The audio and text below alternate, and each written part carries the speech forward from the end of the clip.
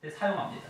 이 구절과 그 부분을 함께 묶어서 아주 대표적으로 이거 도대체 생각하면 말이 안 되는데요. 하나님 너무 불공평하신데요. 하면 딱 이 구절을 들어야 돼요. 마음대로 할 수 있는 권위 없느냐? 거기는 우리는 다 그 깊은 지혜를 알 수 없어. 우린 잘 몰라. 그냥 무조건 해놓으신 거야. 우린 잘 몰라도 그냥 믿어. 하는 식의 어떤 식으로 그 두 구절이 딱 형제와도 같이 제일 많이 이거를 대변하는 데 사용되고 있다는 겁니다. 자, 그럼 오늘도 이러한 예정론 교리를 주장하면서 예정론자들이 주장하는 그 모순되거나 얼토당토 않는 말 몇 가지를 말씀드리겠습니다. 한 두세 가지 정도.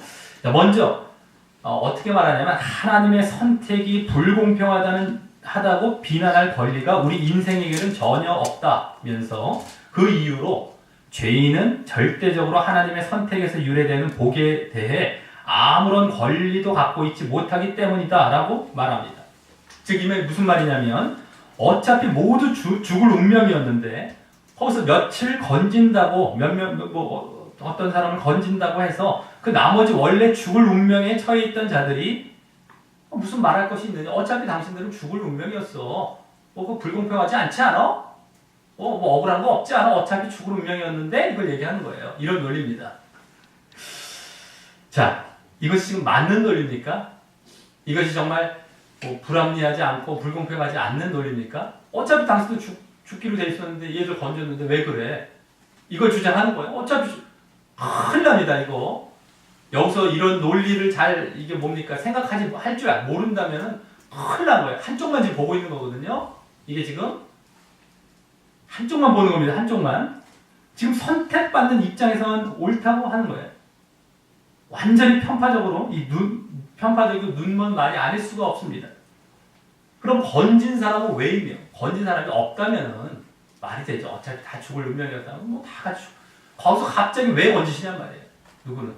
누구는 왜 건지셨냐는 거예요. 그건 이제 갑자기 외면한 거죠. 그러한 어떤 작용, 건지시는 어떤 그러한 일이 없었다면은 공평하신 것이죠. 근데 갑자기 다 죽을 운명이었는데 누구는 왜 건지셨냐, 건지심의 그 일은 왜 하셨냔 말이에요. 불공평이 거기서 들어가는 거예요. 나머지 사람들 어떻게 했습니까? 그것에 대해서. 나는 왜 안 건져주십니까? 나는 왜 지옥에 그냥 내버려 두십니까? 라는 말을 당연히 하게 됐죠. 네? 그리고 이게 공평한 게 아니죠. 그 건지는 작업이 없었다면 어차피 죽을 운명에 있는 사람이 어차피 죽었다 한들 그 말이 될 수가 있겠죠. 근데 말도 안 되는 그런 얘기를 하는 것입니다. 자, 그리고 더 큰 문제는 하나님께서 나중에 이제 심판을 하시게 되죠. 성경에 분명히 나옵니다. 이 심판에 대해서. 근데 무엇을 기준으로 심판하신단 말입니다. 이 사람들은 그냥 아무 이유 없이 심판받는 거예요. 저 사람 거기서 이제 결정적으로 이제 문제가 되는 것이죠. 그게 무슨 지옥 가고 정말 멸망받는 것이 아무 일이 아닌 겁니다.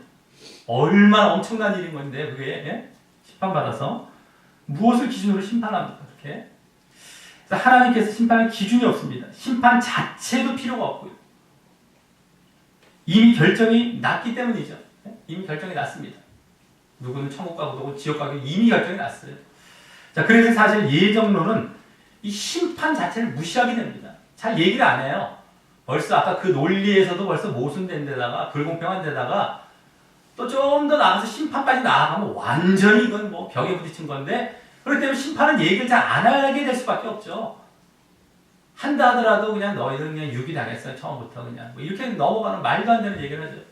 자, 그래서 아예 무시하게 되고요. 그래서 잘 무시하게 되고 그래서 결국 지옥도 무시해요. 지옥도 그냥 구원받고 선택받은 사람 입장만 얘기해요. 자꾸. 그러니까 심판 지옥은 다 무시하고요. 그래서 또 지옥으로 이끌려는 지옥으로 지금 계속해서 멸망으로 이끌려는 마귀도 무시하게 돼요. 그걸 잘 인식을 안 하고 살아가게 만듭니다. 사람들을요. 지금 선택받은 사람 입장에서 쫙 얘기하는데 그 사람들이 원래 선택받은 것도 아니죠. 원래 제대로 믿음 가운데 우리가 들어가야 되고 걸어가야 되는데 그 사람들을 심판, 지옥 다 생각 안 하고 마귀도 무시하게 만들어서 결국 어떻게 합니까? 그 사람들을 엉터리 믿음 가운데 다 지옥 가게 만드는 겁니다. 오히려 심판이 있다는 걸 알아야 두렵고 떨림. 하나님께서 그렇게 심판하고 지옥에 처하게 할 수 있는 걸 알아야 두렵고 떨립니다. 우리가 사랑의 하나님만 보는 게 아니에요. 그 심판의 하나님을 분명히 보면서 그래서 두렵고 떨린다. 그리고 제대로 믿는다는 겁니다. 근데 그것을 다 제쳐버리는 거예요. 네? 그리고 마귀의 미혹에 다 넘어가고요. 네? 자, 어쨌든 이 첫 번째 말고요. 말도 안 되는 얘기를 하고요. 자, 그러면서도 또 그러한 제한된 선택을 하는 이 절대 주권적인 하나님에 대해서 하나님의 자비하심이란 말을 또 씁니다. 하나 어처구니가 없습니다. 그렇게 이 선택받는 입장에서만 그렇게 하나님의 자비하시다는 거예요. 그리고 유기된 자들에게는 하나님께서 공의로우심 이걸 또 그쪽에다 갖다 붙입니다. 이게 공의롭다는 말이 말이나 됩니까? 이것도 자비하다는 게 말이나 되고요.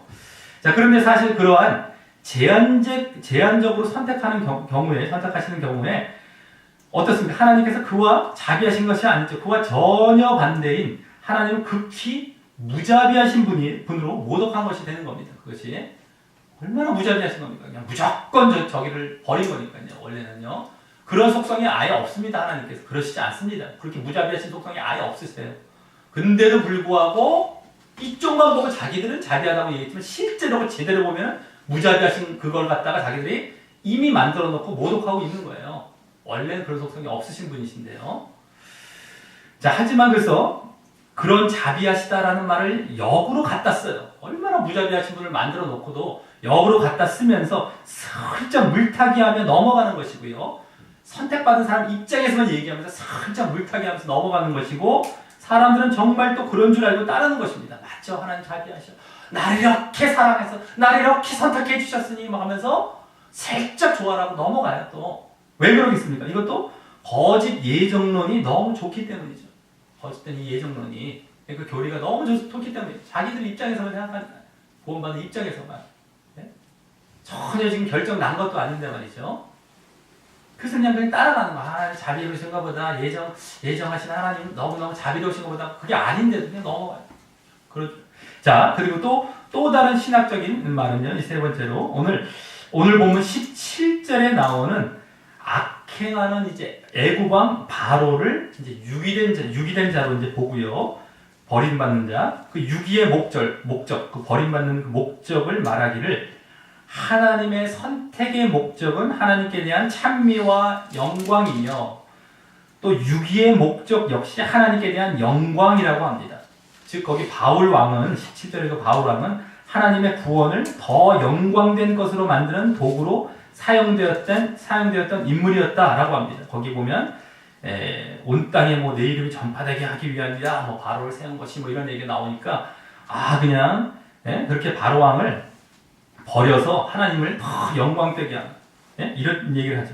한마디로 버림받는 자들을 통해서도 하나님께서 영광을 받으니 그것도 좋은 일이다 라는, 마치 그 유기된 자들을 생각해 준다는 차원에서 하는 말이 그것인 것입니다.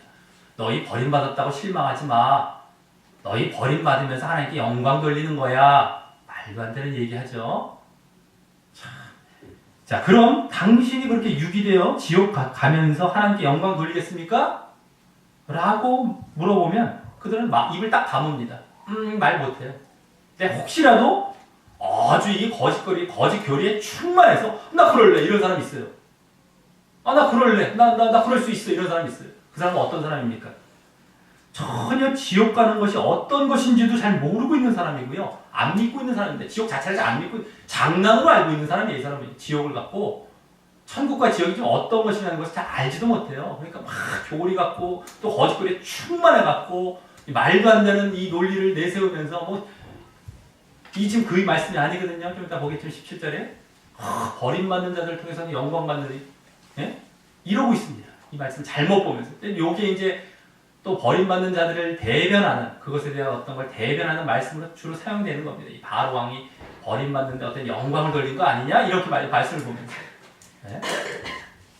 아주 그냥 어떻게 찾아갖고 그 예정론에 껴맞추려고 그냥 한 겁니다. 아주 이 신학적인 말이나 이 교리 논리를 보면 너무너무 어처구니 없습니다. 나중에 이 말할 때마다 이것이 부드럽게 말을 할 수가 없습니다. 도대체가 이 사람을 하는 거 보면요. 자, 그럼 이제 다음으로 이제 오늘 본문 전체를 바르게 해석하면서 그 구절들이 예정론과 상관없음을 밝힐 것이고요. 이어서 그런 해석 가운데 보여진 교훈